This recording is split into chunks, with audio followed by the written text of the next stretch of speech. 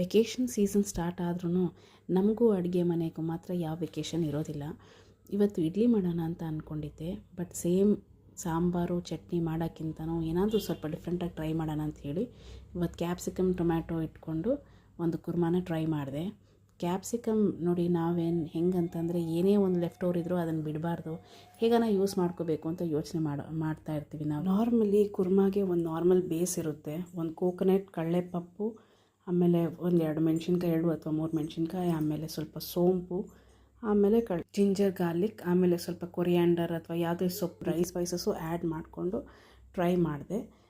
ಹೊಸದಾಗಿ ಏನಾದರೂ ನಾವು ಟ್ರೈ ಮಾಡಿದಾಗ ನಮಗೆ ನಿಜವಾಗ್ಲೂ ಅದು ಹೊಸ ಸ್ಮೆಲ್ಲು, ಹೊಸ ಟೇಸ್ಟು, ಆಮೇಲೆ ಯಾವಾಗಲೂ ರೆಗ್ಯುಲರಾಗಿ ಮಾಡೋ ಒಂದು ವಿಷಯಕ್ಕಿಂತನೂ ಒಂದು ವಿಭಿನ್ನವಾಗಿ, ಒಂದು ಸ್ಪೆಷಲ್ಲಾಗಿ ನಾವು ಎಫರ್ಟ್ ತೊಗೊಂಡು ಮಾಡಿದಾಗ ಅದು ಆಗುವಂಥ ಸಂತೋಷವೇ ಬೇರೆ. ಸೊ ಇವತ್ತು ನಾನು ಈ ರೆಸಿಪಿನ ಟ್ರೈ ಮಾಡಿ ನೋಡಿದೆ, ತುಂಬ ಚೆನ್ನಾಗಿ ಬಂತು. ಕುರ್ಮಾ ಮಾಡೋಕ್ಕೆ ನಾನು ಒಂದು ಕುಕ್ಕರ್ ತೊಗೊಂಡಿದ್ದೀನಿ.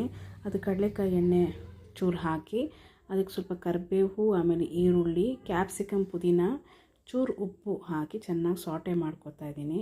ಅದಾದಮೇಲೆ ಅದ್ರ ಜೊತೆನೇ ನಾನು ಸ್ವಲ್ಪ ಅರಿಶಿನ ಪುಡಿ, ಖಾರದ ಪುಡಿ, ಧನಿಯಾ ಪುಡಿನೂ ಸೇರಿಸಿದ್ದೆ.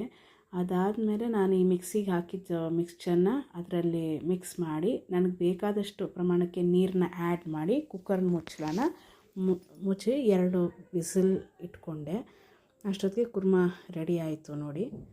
ಸೊ ಈ ರೀತಿ ಇತ್ತು ನನ್ನ ಬೆಳಗಿನ ಬ್ರೇಕ್ಫಾಸ್ಟ್ ವ್ಲಾಗ್. ನನ್ನ ಈ ಸಣ್ಣ ಪ್ರಯತ್ನ ನಿಮಗೆ ಇಷ್ಟವಾದಲ್ಲಿ ಖಂಡಿತವಾಗ್ಲೂ ನನ್ನ ಚಾನಲ್ನ ಫಾಲೋ ಆ್ಯಂಡ್ ಸಬ್ಸ್ಕ್ರೈಬ್ ಮಾಡ್ಕೊಳೋದು ಮರಿಬೇಡಿ. Thanks for watching. ಬಾಯ್.